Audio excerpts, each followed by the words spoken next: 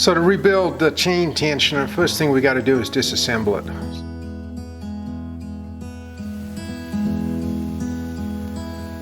So on the top here is a retaining plate, there is a circlip right here, and there's a spring underneath this. So the first thing I want to do is pop off this circlip, and to do that, normally I'm going to take either a small screwdriver or a pick and press it in, and then take my second screwdriver on the other side, pop it up, and you want to make sure you keep a finger on it because otherwise parts will go flying across the shop. So you've got a spring, retainer, and a circlip. So next we need to pull out the top plate. To do that, I'm going to use two flat blade screwdrivers, and there's a small lip. There shouldn't be much tension here, but you just want to bring it up nice and smooth until it releases. And then usually you can just grab it with your fingers and pull it up.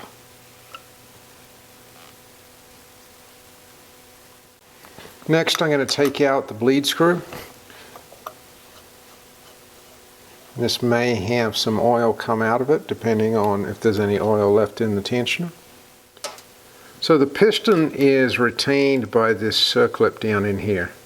You can access the circlip through the bleed screw hole. So what I'll want to do is twist this circlip around so the edge of it is going to be a little bit closer to where we want to work. And we want to come in, and this is also under spring pressure, so we want to make sure we keep a finger on it. And if you can get your finger underneath, your screwdriver underneath the circlip, it'll pop it up and it should just stay right there in the housing. Then we can release the piston, pull it out, along with the main tension spring.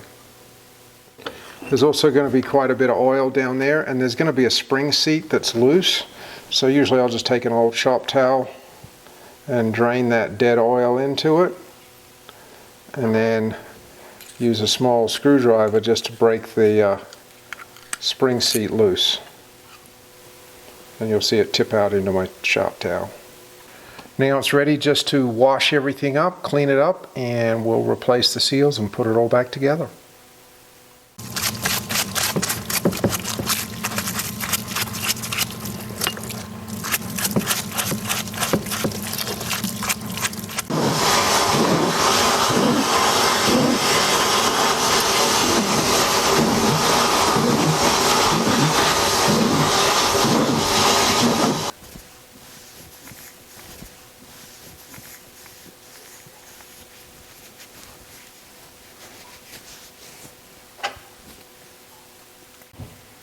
So I've got everything washed up out of our tensioners, and the things that we want to pay attention to is we're going to be changing our O-rings on our check valve. Now the check valve is located in the piston itself, so this housing right here, this O-ring, we'll pop that off, we'll put on a new O-ring, and that needs to seat all the way hard up against that housing. So that's one of the things. Now these were the turbo chain tensioners, which means they already had the latest style of check valve seat, which consists of a metal seat, a spring, and a ball.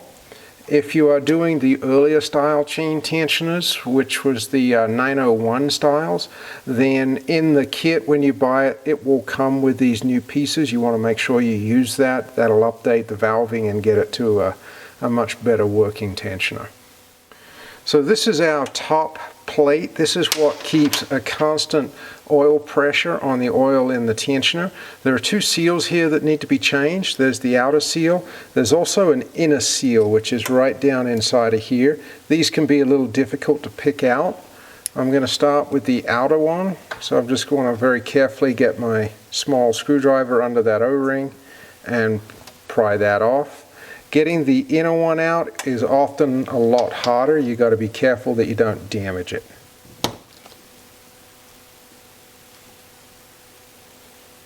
So to get this inner one out, I ended up having to kind of break it to get it out. And there's our inner O-ring. And these two O-rings are usually the biggest cause of tensioner failure. What will happen is, as these O-rings become hard, oil will be able to bypass around the outside and the inside of this little retainer. As soon as all the oil is out of the tensioner, it can suck in an air bubble, and then that's when your tensioner will collapse. I'm going to change my O-rings on my spring seat from my ball valve. I'm going to use a little bit of silicone grease to help retain it.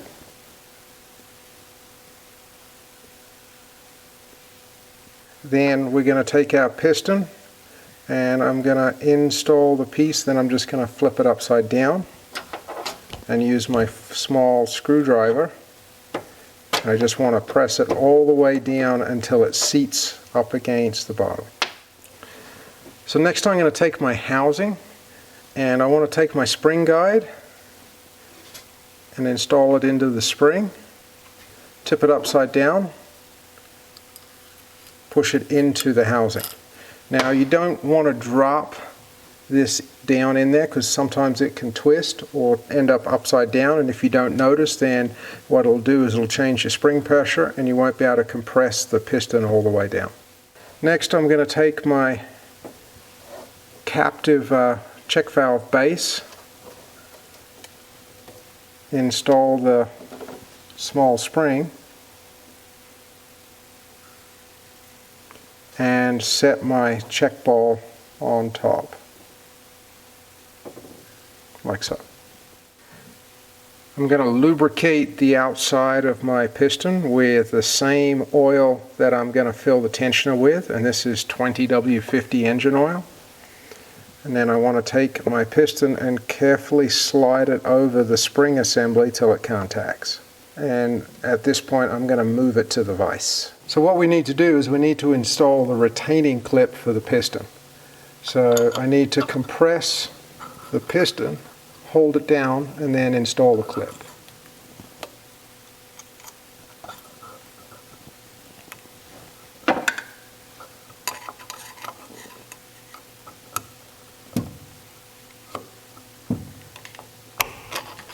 So what I want to do, you want to make sure that the circlip is all the way installed around the clip, and then what I would do is press it down and release it and let the piston come up. It should be able to seat all the way on the bottom and come up smoothly with no hesitation or no dragging.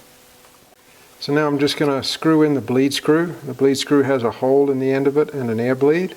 I've got a new copper seal ring on it. I'm just going to screw it in finger tight for right now. So next I need to bleed out this piston. It's a hydraulic piston. So I'm going to take my 2050 engine oil and I'm going to fill up the reservoir right now. Then I have a small tool that is made from a piece of spring steel, and it has a little dog's leg bent into it. That dog's leg goes down inside the bleed holes on the piston to depress the ball valve.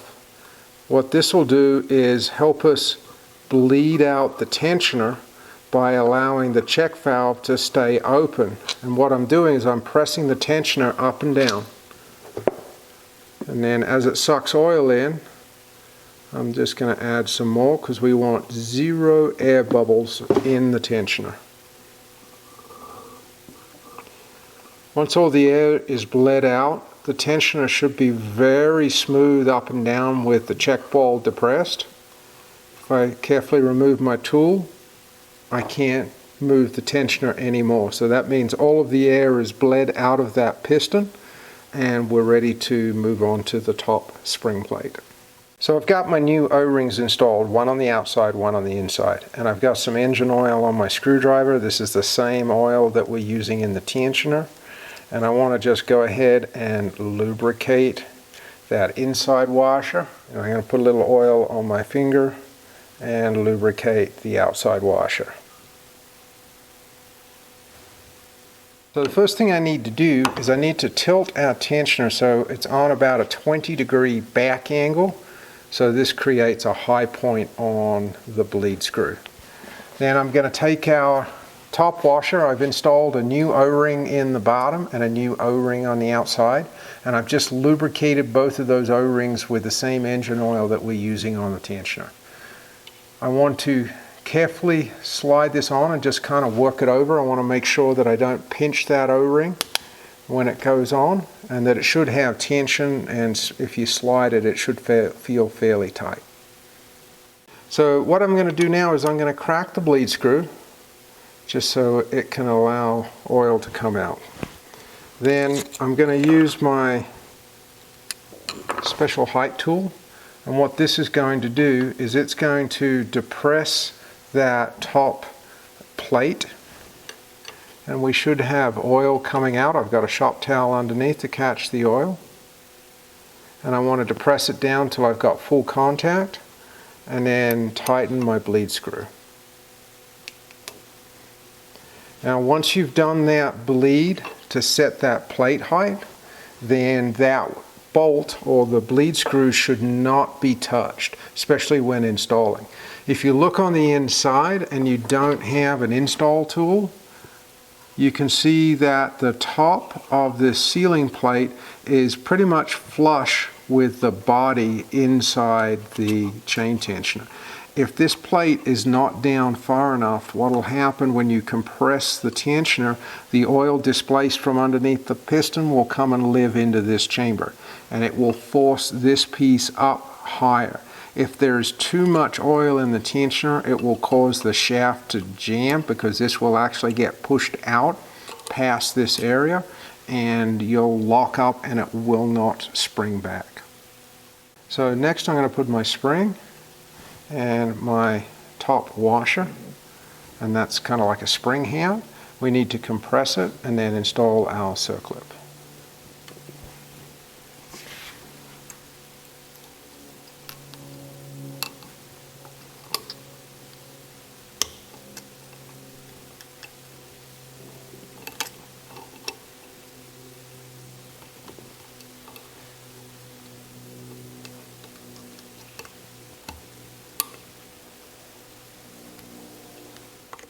So now I've got my top spring head or spring washer installed.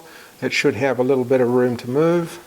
Our circlip is installed. To make sure it's in the groove, if you take a screwdriver, pick up on a corner, you should be able to rotate it and it should be able to smoothly move around. And so now we're ready to do a compression test on the tensioner. So to test the tensioner, we want to do two things. Firstly, we want to compress it. Now we want to go nice and slow when we do this.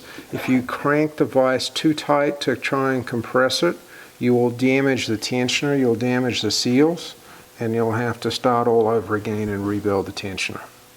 So nice and slow, rotate the vise, and then what I usually like to do, about halfway down, I want to make sure that the piston returns, so I'll back it off and make sure the piston follows the tensioner straight out.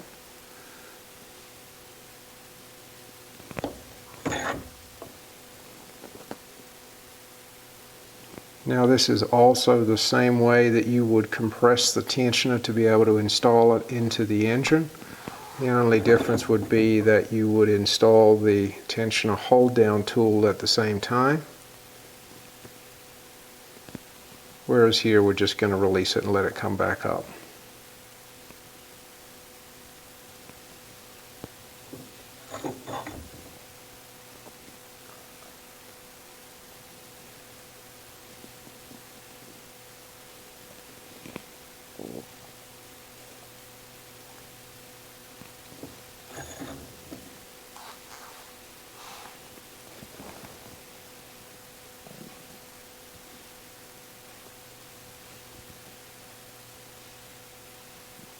Once you feel the tensioner is bottomed out, and you'll see that we're almost hot up on the housing here, then we want to go ahead and back off the vise, and you should see the tensioner center post come out immediately.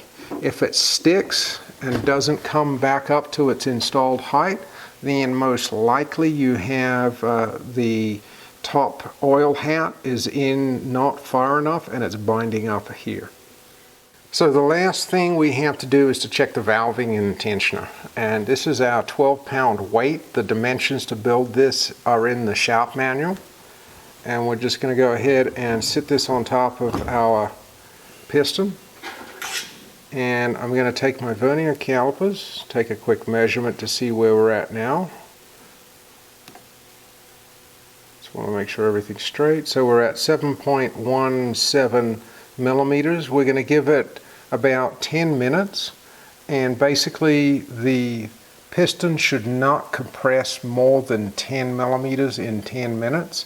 So that's going to be pretty much from here all the way down to the bottom. So we're just going to let it sit. We'll come back and check it. So it's been 10 minutes. We're going to take our measurement again. Tensioner has come down to 6.43 millimeters, so it's only dropped a little over a half a millimeter. So everything's good. Tensioner is ready to be installed.